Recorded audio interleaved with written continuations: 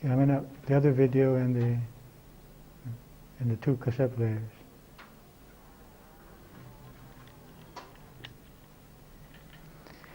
Okay, today is the second lesson of the Emotional Harmony seminar. We had taken 2 weeks to discuss the Celestine Prophecy.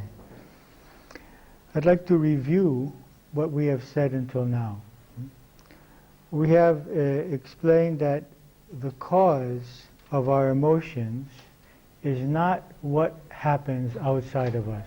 It's not what other people do or say or the events of our lives, but the cause of our emotions is how we interpret what happens, what we believe about what happens, which causes us to feel either happy or unhappy, depending on how we perceive that. Whether we perceive that what is happening or what this person is doing is creating for us, is safe, if it's affirming us, or whether it's lessening our self-worth, or lessening our sense of security, or our sense of freedom. We also mentioned that we are programmed in our childhood years to have certain beliefs, and that these beliefs are functioning independently of our conscious mind. So that although we may know consciously that we are safe, that we are worthy, that we are free, and that we have everything that we need in order to be happy, we have another part of ourselves, the inner child, which doubts these factors, which still fears, still gets hurt, still feels angry, still doubts our self-worth, even though we have proven this to ourselves. We have a conscious self and we have a subconscious self. Now when we're functioning under the control of these subconscious programmings, we are actually like robots, from the sense that we are not free to react emotionally in the way that we would like. We don't want to get angry, but we get angry. We don't want to be fearful, but we are fearful. We don't want to lose our peace, but we lose our peace. We are not masters of our own selves. We cannot create, if you like, the reality we would like to create. And in a way, we are like programmed robots who respond automatically and mechanically towards certain stimuli. The goal of our work here is to analyze that mechanism and to see what causes me to act in this way or to feel this way when confronted with this particular stimulus, which could be someone's words, someone's actions, or even some event in life. And once we discover what causes us to feel this way and to react this way, then the next step is to get free from that cause. Now the cause is what we believe. It's the beliefs which have been programmed into us from the childhood years. And that's why in our group discussions, we are mainly interested in discovering what do I believe about this stimulus, about what has happened, which causes me to feel this way. Now, today we're going to discuss 3 additional ways of seeing ourselves, 3 helpful hints or suggestions which will help us to see ourselves more clearly and more objectively in this process. The first suggestion is that we keep a daily diary, that we write every day at least one emotional reaction, if not more, seeking to see what happened, what did I feel, and what do I believe about what happened, which makes me feel this way. So this will gradually help us to develop what we call the witness, the part of the mind which is observing the mind, observing how the mind functions, and writing helps this greatly. When we write about ourselves, we gain clarity, we gain objectivity. Otherwise, the mind has an incredible ability to contain conflicting beliefs and conflicting emotions. And we don't see how our beliefs are conflicting often unless we write them down, unless we sit down and write down what we are believing. So I hope that you will use this suggestion and that you will keep a diary, and that every day you would analyze at least one emotional event. If you don't have any intense emotions that day, analyze any small emotions which you had. The second suggestion is that we can observe, we can discover some of our emotions by observing our bodies. That our bodies are, in a way, are a reflection of our emotional and mental state. Our natural physical state would be a state of total relaxation. But we seldom, perhaps even never, have ever experienced that state of total physical peace, of total physical relaxation, because the subconscious is keeping various parts of the body in tension almost continuously. It can be keeping the neck in tension, the eyes, the hands, the abdominal area, the legs. Okay? The natural state of muscles is to be relaxed. A muscle is relaxed unless the nerves command it to contract. So our nervous system is giving the command to the muscles of our shoulders, to the muscles of our abdomen, of our solar plexus, of our face, of our hands. Our nervous system is giving a subconscious message to these parts of the body to contract and to be in tension. So if we observe our body on a daily basis and watch when I'm contracting my abdomen, when I'm contracting my mind, my eyes, when I'm contracting my shoulders, my arms, then we can ask, what emotion is causing me to do this? What is the emotion which is behind this contraction of my abdominal muscles? Is there fear? Is there anxiety? What emotion is causing my arms to be tense? Is there anger? What is causing my shoulders to be uptight? Do I have a worry? Am I thinking too much? You see? So the body becomes a door to the mind. So by observing the body, we begin to observe the state of the mind, because it's the state of the mind, and especially the emotions, which is causing the body to contract in this way. Now, in order to be able to observe this, I have to have a point of reference. I have to know what it means and what it feels like to have a relaxed abdomen in order to understand that I have a contracted abdomen.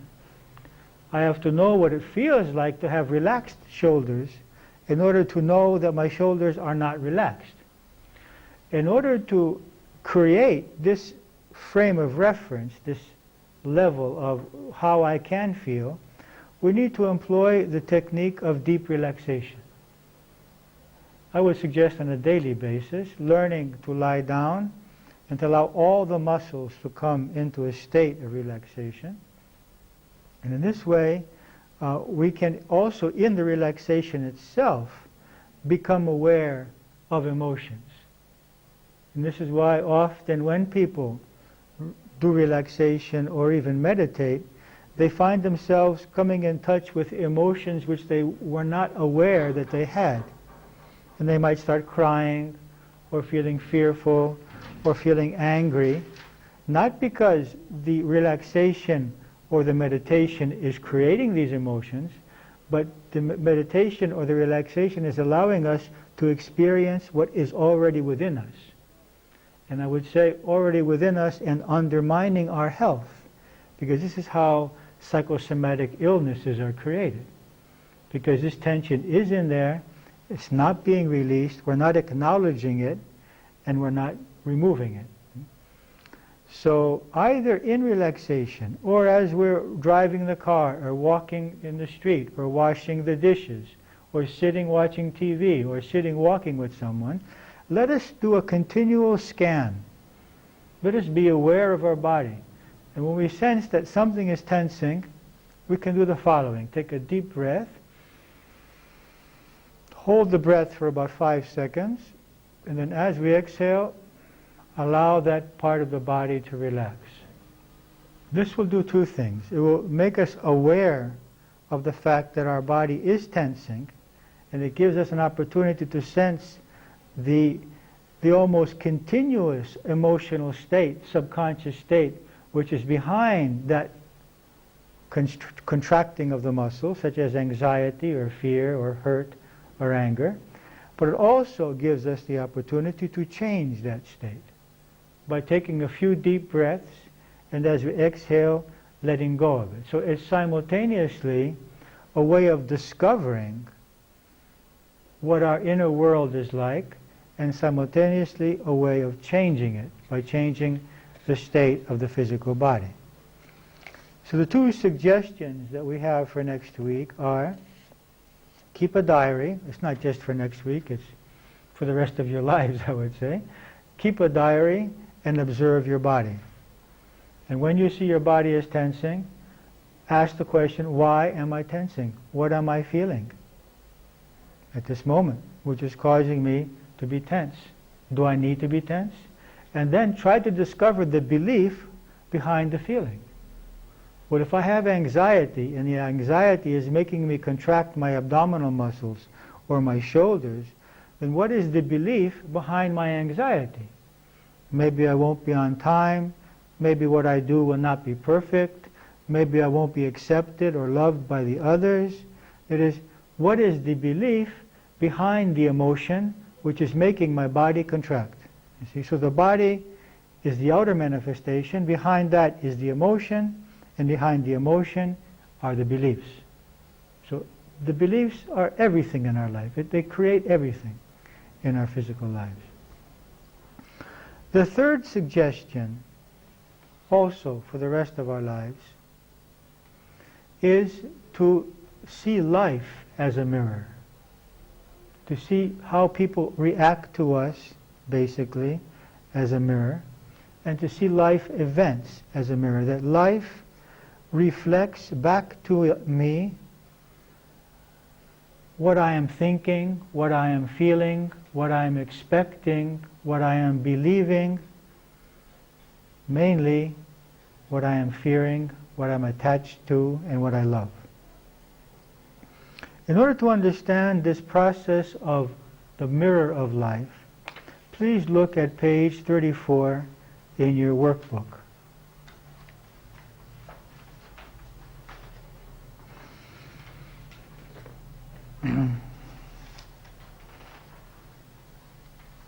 Life reflects back to us. Now there are three categories of what life reflects back to us. First of all, it reflects back to us our past. Anything that we have said, anything that we have done, anything that we have thought. It is the past. Everything that we do and think and say in life at some point comes back to us.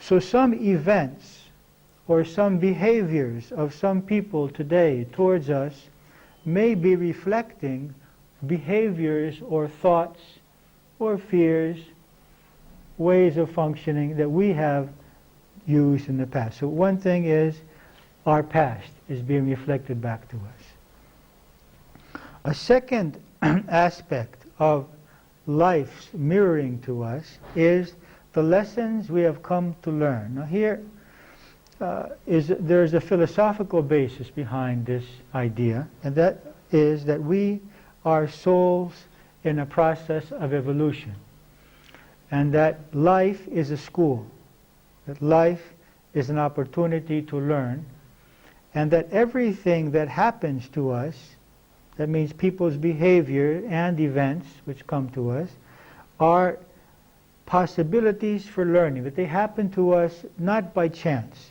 but that they happen to us because we have to learn something through that experience. So, let's say that I have chosen to learn in this life self-acceptance. Now, how can I learn self-acceptance if I don't confront rejection?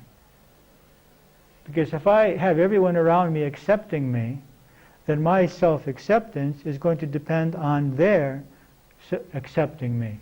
If, however, I have people rejecting me and doubting my self-worth continuously, then I am forced to find an inner source of self-worth.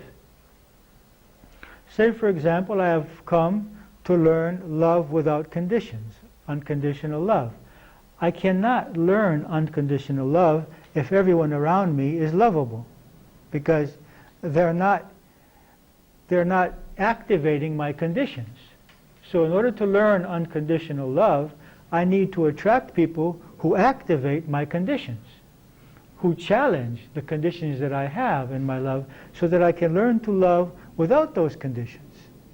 Even when they tell me lies, even when they're lazy, even when they're aggressive or violent. That is, so if I have come to learn unconditional love, then I may be attracting to me, life may mirror to me my lessons.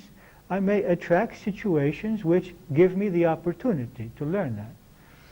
If I have come to learn self-dependence, self-confidence, then how can I learn that if I always have someone to depend on? I will simply become weak depending on this other person. So I will naturally attract life events in which I will find it impossible to depend on other people, so that I am forced to develop inner strength and inner security. Now, of course, once I develop these qualities, I don't need to keep attracting these challenges. So the second thing, or the second aspect of our lives, which life reflects back to us, is the lessons that we have come to learn. Now, we learn lessons in two ways, both through the positive qualities of the people around us. By seeing their positive qualities, we are encouraged, inspired to develop those qualities, and also by being challenged by people's negativity. So we learn through people, both by their positive nature and by their negative nature. We learn in both ways. The third aspect of our being, which is reflected back to us in life, is our present thought patterns. What exists in our minds today? That could be our beliefs, our emotions, our behavior, the roles that we play today. You see? So if I am not happy with someone's behavior, or with a repetitive pattern which exists in my life, then I want to see maybe there is something in me which keeps creating this situation, which keeps attracting this kind of behavior or these kind of events from life. Because it's very easy to say, well, this is a karma, this is something which is coming from the past and I just have to put up with it. That may not be the case. It may not be a karma. It may be something that I'm creating today by the belief system that I have, by my attitude, by my fears, by what I'm expecting from life. So we shouldn't just pass things by saying, well, I just need to accept this. Accepting it may be a very important lesson, but it may also need to discover something in myself which keeps attracting the situation. And so this third aspect is the most important one, because it's the one that we need to do the most work on in discovering what is there in me, what is functioning in me which is attracting these kinds of behaviors or these kinds of situations which are unpleasant to me. So the idea here is that I look in life and I see what is repeating itself, what kind of behavior I'm receiving from more than one person, also from my parent, also from my spouse, also from my children. And when I see that I'm feeling the same emotions from these three different beings, then who is the common factor here? I am the common factor here. I am the one who is feeling injustice again and again. I am the one who is not feeling respected again and again. I am the one who is in this antagonistic relationship again and again. So I have to look at myself and stop blaming the world around me for these repetitive situations, that I'm always the victim. I'm not the victim. I am the creator of my reality, and I want to discover here how I create my reality. So let's look at that. Number 3 on page 34. Our present thought patterns in the form of thoughts, beliefs, feelings, words, actions, fears, perceptions, behavior, and expectations. First of all, our behavior, internal and external, comes back to us. Such as if we are competitive, then we find competitive nature in others. If we are aggressive, we find the same. If we lie or not truthful, we find the same. If we're rejecting others, we find them rejecting us. If we're self-centered, we encounter self-centeredness. If we are loving, we encounter love. If we are trusting, we encounter trust. So it works positively and negatively. So one aspect of our being in the present which reflects back to us from people and life is our own behavior, our present behavior. So maybe we can discover something about ourselves by noticing the behavior of other people which bothers us. And often what bothers us more in the behavior of other people is our behaviors which remind us of ourselves.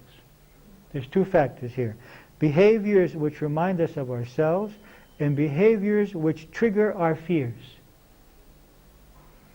Which trigger, because we have encountered that behavior perhaps in the past and we have been hurt by that behavior, and so now that behavior bothers us very much, although perhaps in the present we're not really in danger anymore, but our subconscious mechanisms still are working, and so fear of a certain behavior bothers us. Secondly, our beliefs create events. For example, I believe that they will take advantage of me, I will attract this. I believe that relationships bring unhappiness, I will create this. I believe that no one can love me, this is what I will create. I believe that I'm weak, I will manifest this. I believe that I'm worthless, I believe that life is difficult, that whatever I believe, my beliefs create my reality. So I believe that this person is going to abandon me, I am going to function in a way so as to cause this person to abandon me. I'm never going to be able to trust him, I'm going to keep testing him. And I've heard many people say, well, rather than go through the suffering of abandonment, I decided to leave myself. To leave first. You see. So this fear of abandonment, which could be simply the result of having a parent die, or being left at home, or experiencing a divorce of the parents, creates the idea that the person I love is going to leave, and I can't stand this pain. And so we become suppressive, we become overwhelming. We want continuous affirmation of the fact that the other person will never leave us until we suppress the other person so much that he can't stand it and he runs away. Or we leave ourselves. or we become very negative in trying to test this person's love. You see? So we create very much what we fear. We create what we expect. Now there are two emotions which function most powerfully in this case, and they are guilt and fear. When I feel guilty, I feel that I don't deserve health, or I don't deserve happiness, or success, or God's protection, or I don't deserve other people's love, then this is exactly what I create. And many times, people's behavior to me is simply a reflection of the fact that I doubt that I deserve their love, that I doubt that I deserve their respect. So if I'm experiencing disrespect from people in my life today, it may not simply be a karma, a result of the fact that I have acted with disrespect in the past. It may be, but it may not be. It may be the result of the fact that I subconsciously don't believe that I deserve respect, and I'm not inspiring respect, and I don't respect myself. And so that the other person is simply reflecting to me my own relationship with myself, my own perception of myself, you see. Now this is rather subtle, but it's a very important aspect of the creation of our reality. So we have to see, especially in the behaviors which bother us in other people, what may be in us which is attracting this. So the first aspect is guilt. The second powerful emotion which attracts events is fear. I attract what I fear. Now this is actually useful because by attracting what I fear, I have the opportunity to come into contact with what I fear, and because my life does not stop, my life is not destroyed, I can soon stop fearing what I fear. Okay, what I feared happened, but here I am. And what I feared happened again, but here I am. So actually, it's a rather intelligent process which the universe has created, that we attract what we fear. Because it's the most effective way of overcoming what we fear. Okay? So that does not mean that if I fear losing my child, that I'm going to create my children's death. No, we don't create other people's reality in this way. But I can attract to myself a great deal of suffering, both by guilt and by fear. So we really want to see the beliefs which are creating guilt and fear in our lives. Now, another aspect of ourselves, which is reflected especially in relationships, are our tendencies. For example, if we have a tendency to pressure people, they want to escape from us. If we have a tendency to be withdrawn from people, they start pressuring us. And I say, well, why are all these people pressuring me? Perhaps because I'm not giving myself to them. And why is this person running away from me? I'm pressuring him. I'm suffocating him, you see. So we get into these roles, and our tendencies, our ways of functioning. You know? If I am criticizing people, then it's very natural for those people. Many women say to me, why doesn't my husband talk to me? Why he never wants to discuss things? But often what she does when she discusses things is criticize him. She proves every time they discuss that he is wrong and she is right. She doesn't want to discuss anymore. Why should he discuss? It's not interesting to him. It's not pleasant to him. Every time they discuss, he finds out he's wrong and she's right. So if we're playing this game of who's right and who's wrong, the other person is going to find a way to protect himself. Now, being aloof is one way. Becoming an intimidator is another way. So every time that we start to approach, he just shouts and we come back. We withdraw, you see. So people are protecting themselves from us. So what we need to discover is, what am I doing which is putting this person in this defensive state? And so this is another part of a reflection. The other person is reflecting something which I do which makes him feel fear. He fears losing freedom, fears losing self-worth, fears losing security, some pleasures which he needs. Okay? Now, another aspect of our being which is reflected, mirrored back to us by the people around us and by life, are our inner conflicts. Unfortunately, we are not one person, but we have many sub-personalities, many aspects of ourselves which are often in conflict. For example, I want a relationship, but I fear a relationship. I very much need to have someone close to me, but I fear being suppressed, I fear abandonment, I fear losing my own self-limits, I fear being hurt. And so I have opposite needs, and so that's reflected. And so I'm getting, as I'm sending out mixed feelings, I'm receiving mixed feelings. I'm receiving situations which are a result of that. I keep feeling the victim, that I'm not getting the relationship what I want, but the truth behind that is that I'm afraid of the relationship that I want. You see? Or the need for freedom, but the need to depend. So I'm giving a message to someone, I want to depend on you, but I also want to be free. I want you to help me, but I don't want you to give me any advice. And we're confused. We want to depend on the other person, but we don't want him to tell us what to do. From the moment I'm dependent, I'm losing my freedom. And I get angry at the other person that he's telling me what to do, but I also want him to support me. The extreme of this, for example, are children who are 30 and 40 years old. They're still receiving economic help from their parents, but they don't want to hear anything from their parents concerning how they should live their lives. This money is buying their freedom. If you don't want your parent to tell you what to do, stop taking money from them. Stop depending on them. You can't depend on someone and expect them not to have some investment in your life. So you see, there's this inner conflict. We're sending out these mixed messages which are creating problems in our lives. So we need to look at our inner conflicts.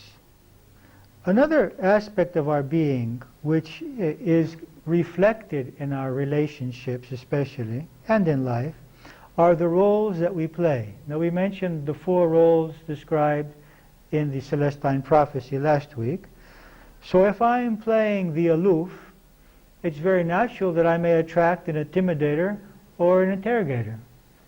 If I'm playing the victim, then I'll attract, of course, other victims, or I'll attract also interrogators or intimidators. If I'm playing the intimidator, I may cause the other person to become aloof, or another intimidator. So the other people are reflecting to me the roles that I'm playing, the behaviors that I am using in order to protect myself or to get from the other person what I want to get.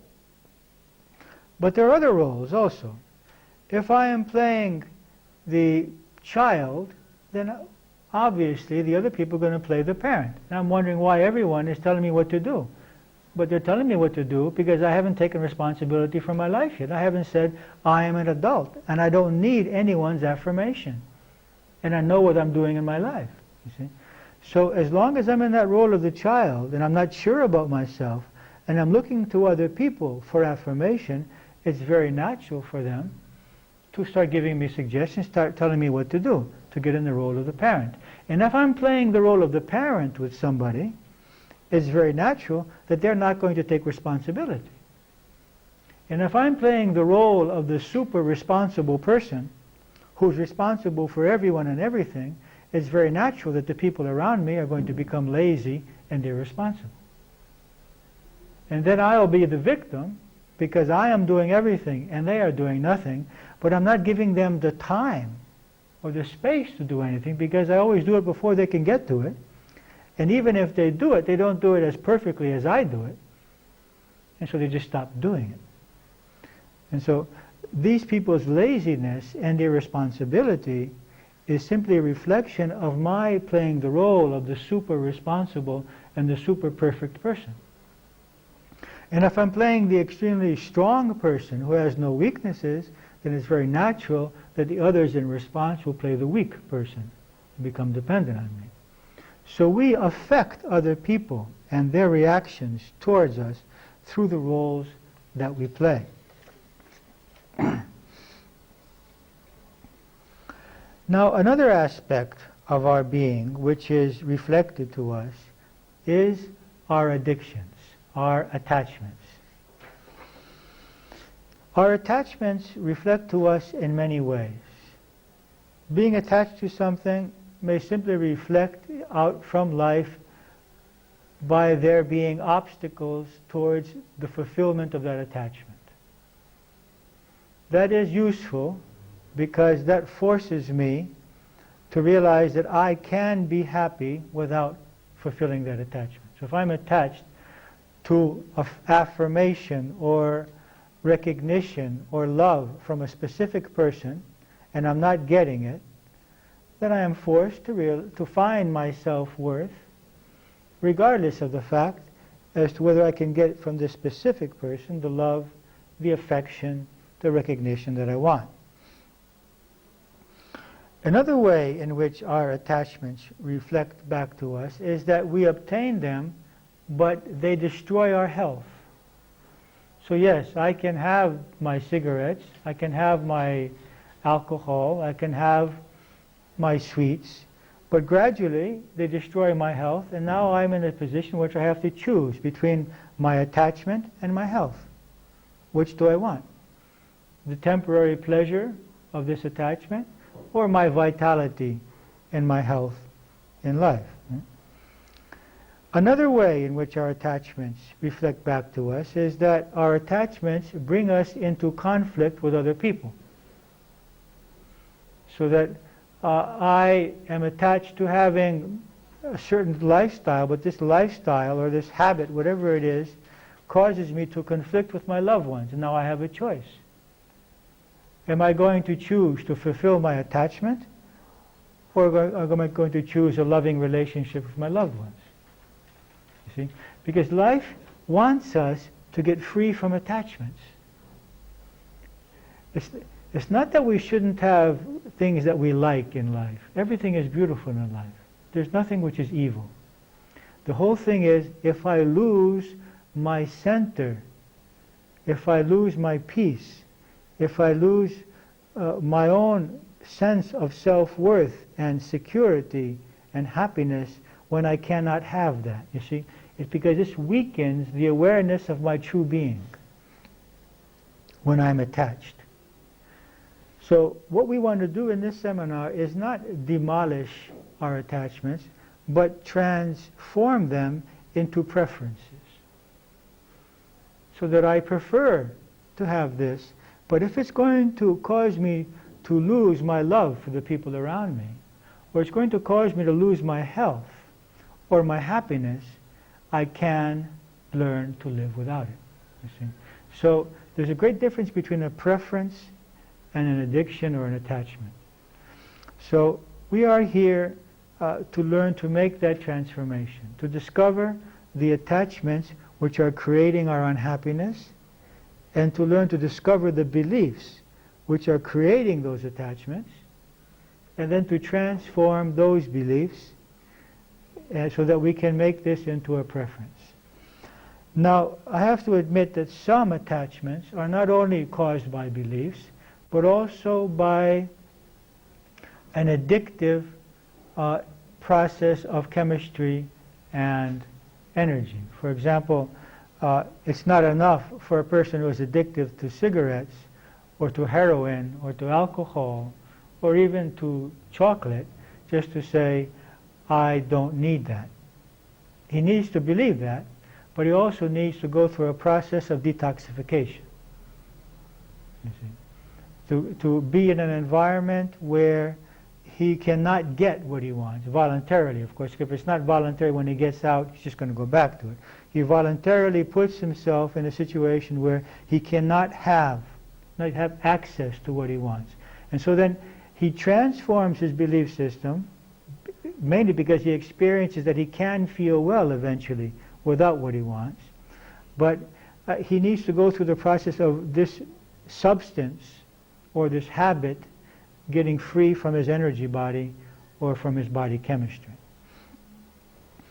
So, the third suggestion, which we're giving you this week, but for all of your life, is to see life as a mirror and ask in each case, what aspect of my being is being mirrored to me here?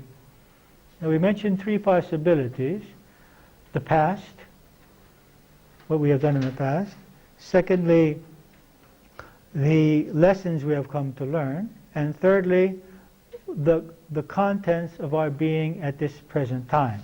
Now the third is the most important because it forces us to see what we need to change in ourselves in order to create the reality that we want. Now the other two suggestions were that we keep a diary, and then thirdly, that we observe our bodies and see our bodies as a mirror of our minds. We have two mirrors of our minds: our body and our life, that is our relationships. Let's look at the questions which are stated to us on page 35. Your mirror. Your life, your relationships, your body, the situations around you reflect something that exists inside you. On the basis of the analysis you have made until now, write what you have discovered that reflects in your life and you would like to change. What is it you need to change in yourself so that it won't reflect in your life anymore? How are you going to change it? If you had already changed it, what is it that you would do that you are not doing? And what is it that you would not do because you don't need it? These last two questions are very interesting and useful questions. Say, for example, that I discover that I have been attracting a lack of respect from people because I have discovered that I don't respect myself very much, that I don't have a very positive self-image, that I find many parts of myself which I reject. Okay? What do I need then to change in myself in order to start attracting more respect and more love from people? I need to change my image of myself. I need to change the fact, I need to change my belief about myself and acknowledge my positive qualities and accept and love myself and respect myself as I am, with all of my weaknesses and faults. I'm not going to say I don't have weaknesses and I don't have faults. I'm going to say I am lovable with my weaknesses and faults. Because it would be an illusion to say I don't have weaknesses and I don't have faults. But the truth is that I am worthy of love even with those. So this is the belief that I need to create. How am I going to change it? Well, I could write it. I could make a small sign for myself and place it in various places that I accept and love myself as I am. I deserve everyone's love and respect. I may make a cassette and speak these words into my mind in a deep relaxation so that I'm listening. I am programming myself with the help of a cassette in relaxation. Maybe we might do a regression to the childhood years to discover why, when I created this belief, when this belief was created in me, what childhood experiences caused me to come to this false conclusion that I am not worthy if I have weaknesses or if I have faults, that I'm not worthy of being loved. Who told me this? How did I come to this conclusion? And change that. And then we come to question 4. If I already felt my self-worth, what is it that I would do that I'm not doing now? Well, I may do some things for myself which I'm not doing. I might care for myself more. I might do more exercises, more breathing. I might eat more healthily. I might enjoy things which I enjoy more. And what would I do, would I not do because I don't need to do it anymore? Well, I may find that I have been doing a lot of things just to have people's love and acceptance, and not because I really want to do them. So I might stop doing some things because I realize that I'm not doing them out of love. I'm not doing them because they make me happy. I'm doing them only because I hope that people will love me and accept me and respect me if I do it. And they're going to stop doing it because I'm not doing it out of love, and it's not really a service or anything beneficial to anyone, you see. So these are the kind of answers that we might find to these questions.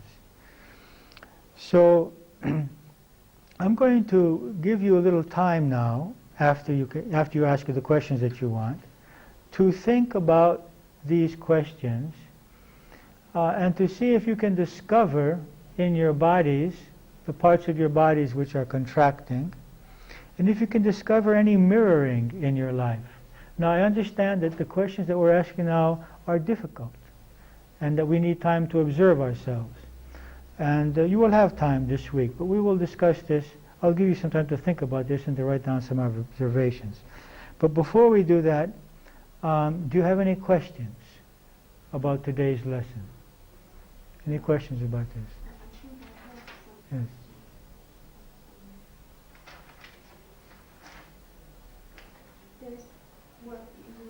We're talking about beliefs, but sometimes also in life, not only when you change the belief, when you change the way you behave, that you change and people around you change. Like, for example, if you have a relationship with someone or some people and you observe that they are disrespecting you. I know sometimes if you make something and you express that you don't accept this way, and that they might get the message that, yes, you know what I mean? Yeah, but to a certain degree, you have already changed your belief in order to be able to do this. Yeah. Also, a real change in belief will create a change in behavior, because behavior is just a function of emotion, and emotion is a function of belief. So if I have really changed my belief, there may be a delay, of course. Maybe a delay of a few months or a few years before my new beliefs become behavior, but they gradually will be. But it is possible for someone to make a change in behavior without having changed yet the belief. It takes a conscious effort, and this is called behavioral therapy.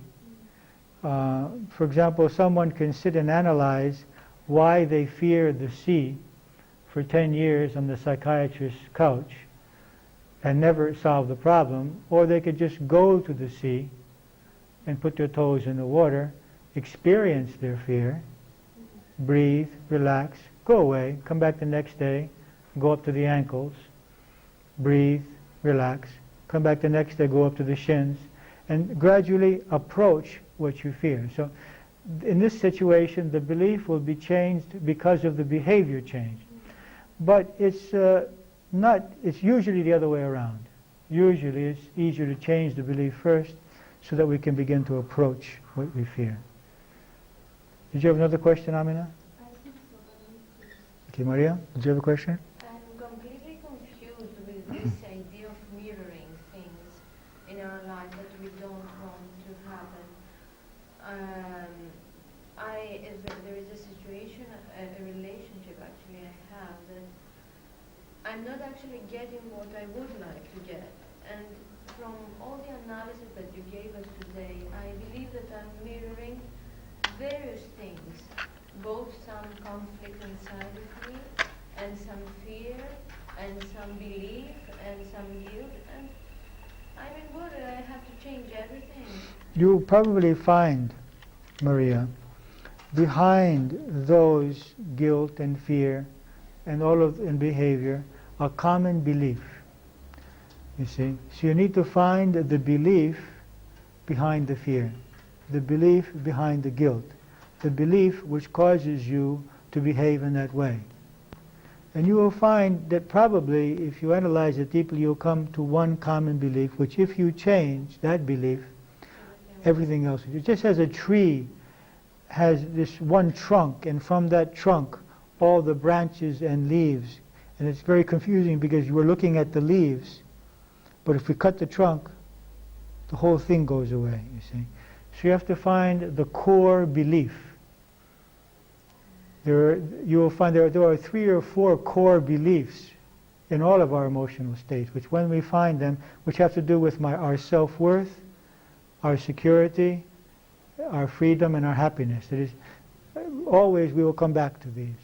And let's say we do change this belief, then everything will happen as we want to, or happen? Everything will happen as it needs to happen for us to continue our growth process. I thought you would say that. That's my fear. You see, but no, but you should not fear this. You should trust in this because growth is what's important. And you can become happy. I mean, you can be happy in this, so you don't have to fear this. Yes, your reality will become more positive, but it doesn't mean that you don't have more lessons. Okay? I mean, there are always more lessons and more lessons. That lesson will probably disappear because you have learned it. But there are other lessons also. Yes, Tula. Is there something, a suggestion perhaps, or a trick that we can use when we're confronted with a situation and our reaction is being based on the belief that we have? That minute, is there something that we can tell ourselves not to react? Well, you can remind yourself of the opposite belief. For example, if you're feeling that you are in danger, you can remind yourself you're not in danger. If you fear that you're losing your self-worth, you can remind yourself that you're not losing your self-worth. But also you can take some deep breaths. Also you can move away from the situation and write about it and do some breathing and then come back to it. Perhaps if you can't do anything else, the best thing is just to remove yourself from the situation if possible. Go get some clarity and then come back. If you find that in the situation you get upset and you can't react in the way that you like. I lose my temper with my kids, and a lot of times it's based on what things that they should be doing, based on beliefs that they should perform in school and all that, and I find it difficult sometimes to control my anger. Okay, well, the long-term solution is to remove the beliefs which are making you fearful about their behavior and their effectiveness in school. But the short-term solution would be to remove yourself to another room, drink a glass of water or wine, take a deep breath, and think about, everything that we've been saying here. And we'll show you how to make an I message eventually, so that you come back to the children, explain to the children what you are feeling without hurting them, without blaming them. It's called an I message. Anything else? I also have Yes. a question.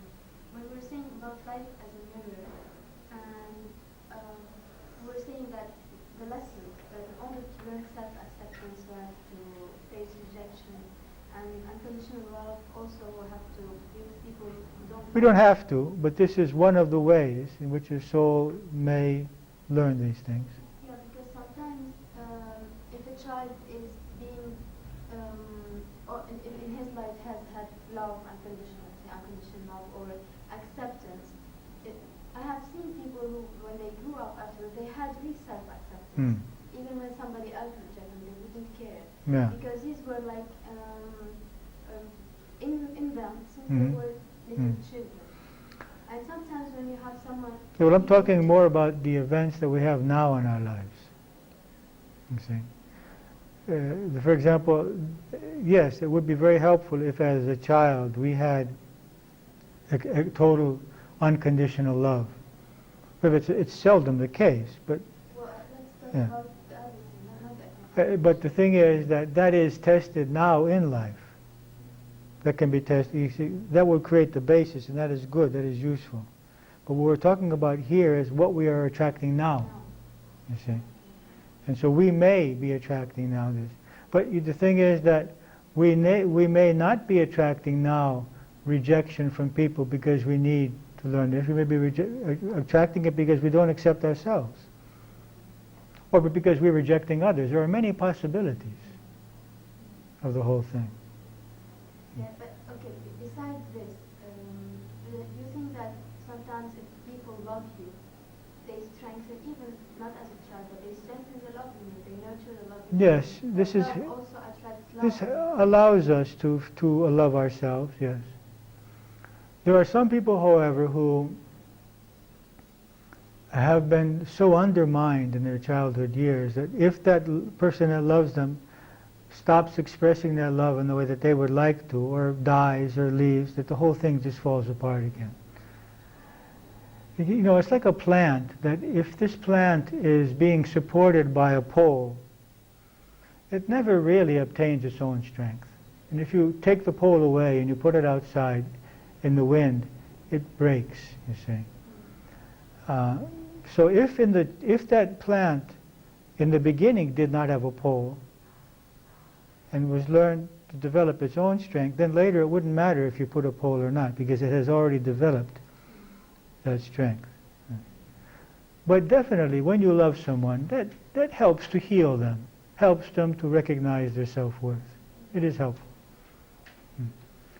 Anything else you'd like to say or ask, Maria? Is there a chance that we can learn our lessons from life theoretically? I mean, do we always have to learn our lessons the hard way?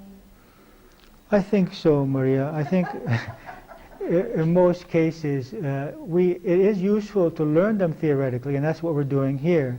But what I often say to people is that this is not the seminar. This is the tutoring, the frontisterio. The seminar is out there. The seminar is your family. The seminar is your work.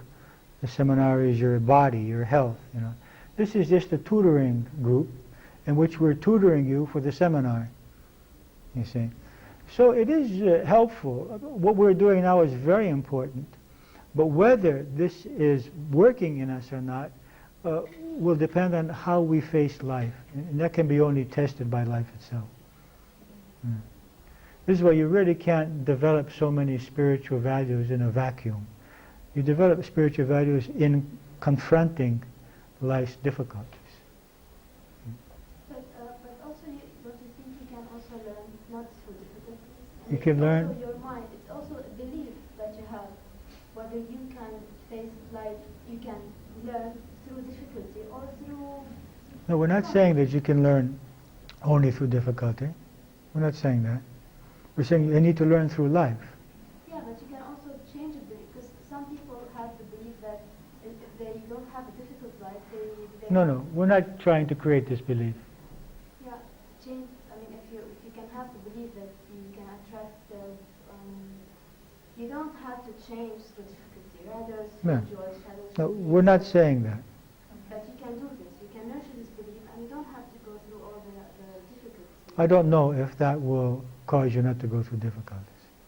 It may help you not to go through unnecessary difficulties because you have the belief that you have to be tested, if you have that belief, you see. But I don't think that very many people have this belief, that they need to be tested in life. But people have, in general, we have the belief that we have to suffer in order to No, I don't know. progress You or think to so? grow. I don't have it myself. I think it's a realization that people create after some time. I think most people don't have that. Most people see suffering as injustice. They don't see suffering as an opportunity to learn. So I don't think actually that there are too many people that are creating suffering with the idea of learning. They may be creating suffering from the belief that I'm not good, that I'm evil, or that there is injustice in the world, or that I am the victim. No, many people, I think also, well, I'm talking about my own experience with people, that because Christ has suffered, they should suffer also. Christ has suffered. This is like, it's a belief. Yeah, but that not, you cannot change. but not to suffer because they will learn through suffering. Yeah, some people, because they Hmm. learn. Anyway, I haven't encountered this belief. I've seen people who saw suffering as punishment, have seen suffering as injustice. But I think very few people believe that I need to suffer in order to grow, at least in my experience through the years. It's a false belief. If someone has it, it's a false belief. Anything else? Okay. So we can set up our group now. We can sit in a circle. Oh, wait. First of all, let me give you some time. I'd like you to think about your body and see if you can sense what's happening there. Why don't I do a small relaxation on you as you are there now sitting? Just, Wait, let me get there. Can I? can you sit there? Shall I No, don't stop them, no. But you can focus the camera on the candle.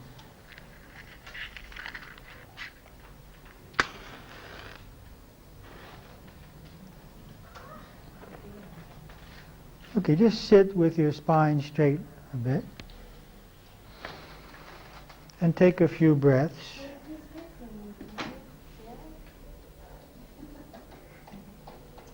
You don't have to do it with that one. Just sit. It's okay.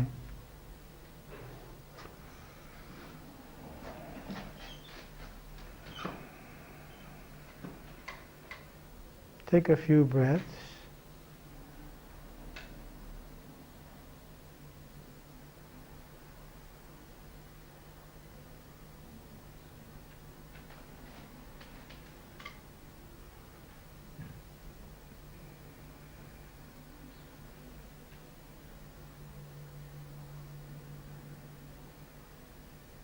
Now feel the muscles of your legs. Allow them to find a comfortable position.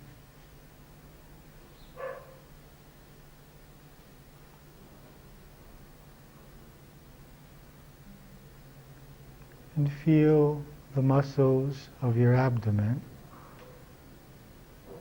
And just be aware of their state, if they are relaxed or tensed.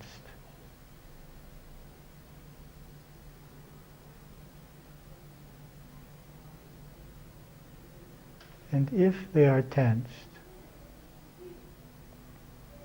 feel the energy in that tension, the energy in your abdomen.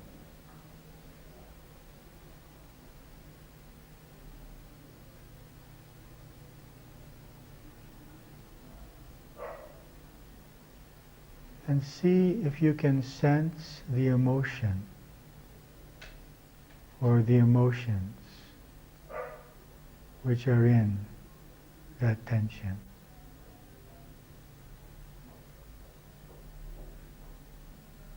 What are those emotions?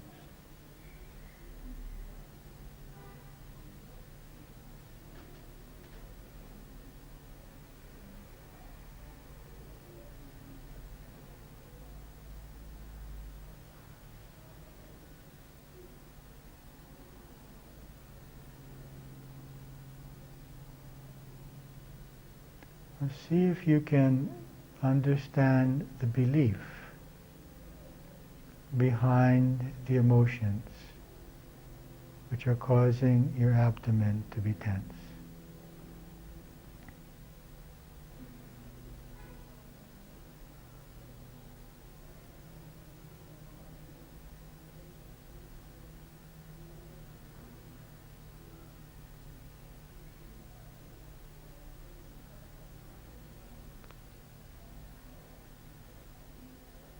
And now feel your solar plexus.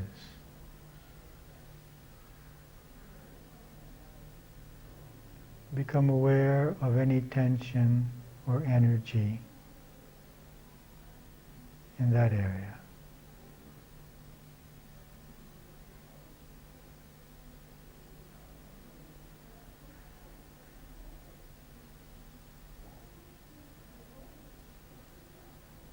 Become aware of any feelings.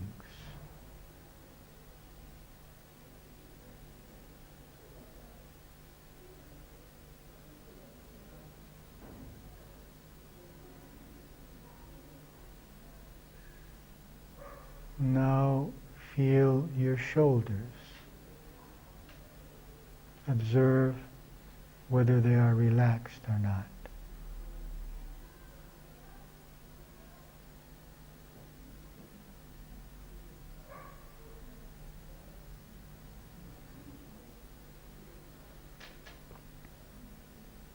And if they are not relaxed, sense the emotions which cause them to be tense.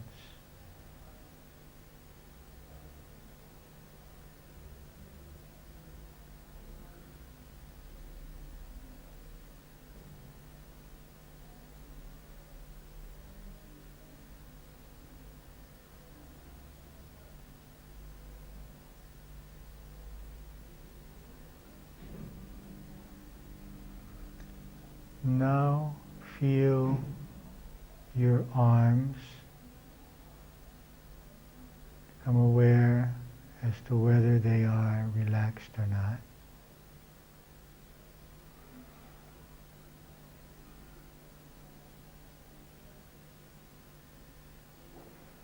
And if they are not, sense any emotions which are stored in your arms.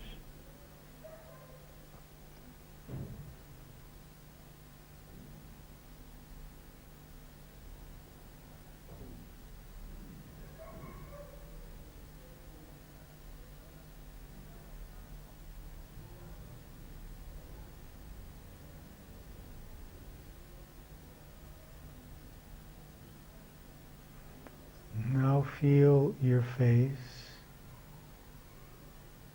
Become aware as to whether your face is relaxed,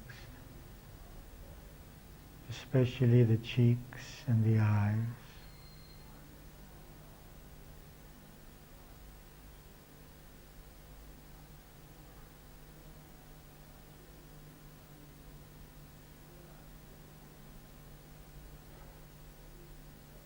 And if they are not, sense any emotions which are causing the eyes or the cheeks or the jaw not to be relaxed.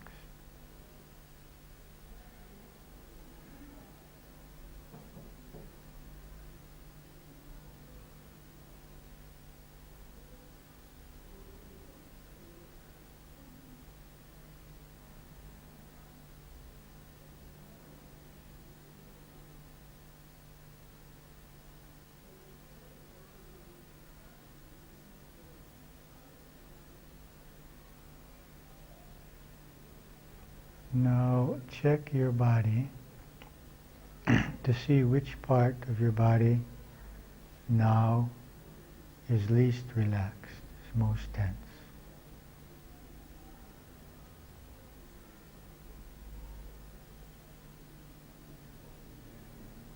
And allow all of your awareness to be focused on that part of your body, to be immersed in that part of your body.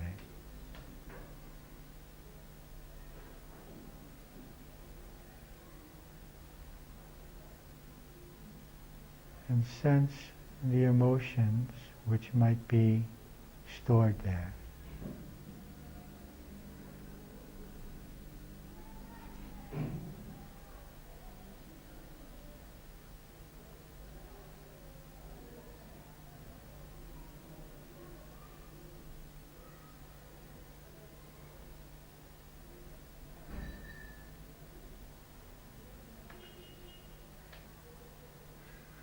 And accept those emotions. And accept yourself with those emotions.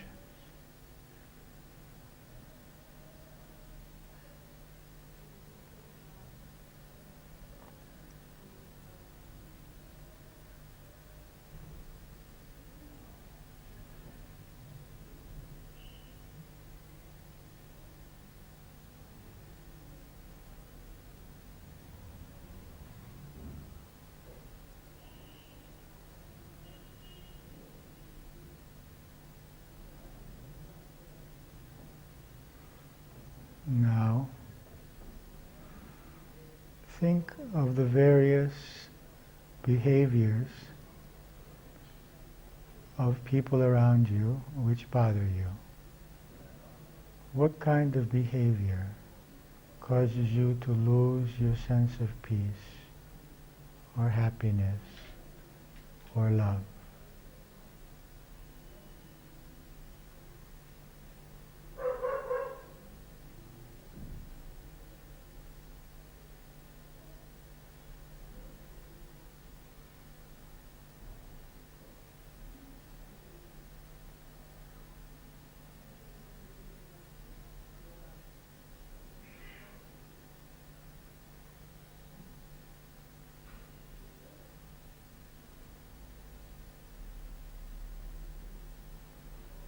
Now select one of those behaviors which bothers you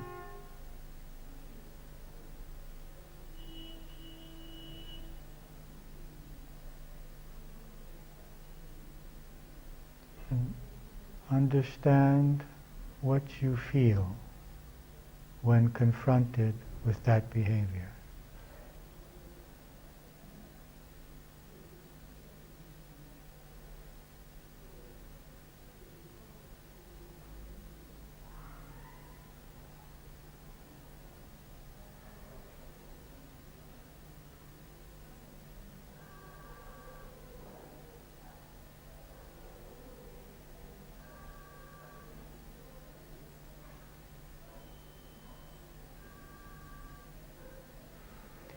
And try to understand what you believe about that behavior which makes you fear it.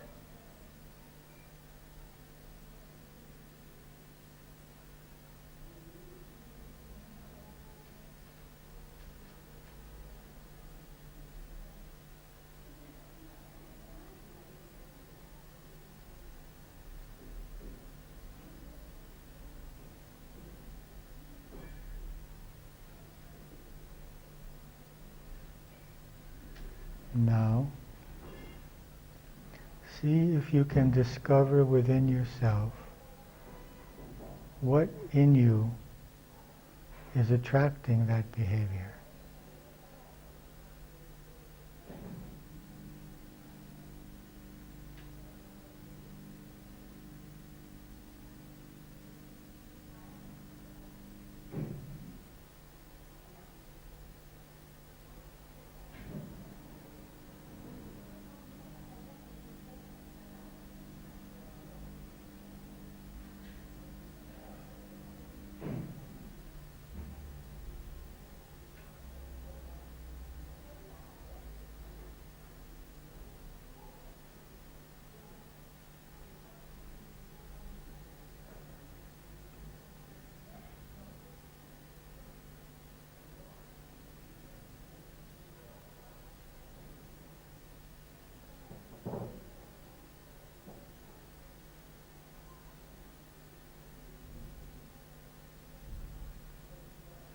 Okay. Now you can relax your attention and relax your body position.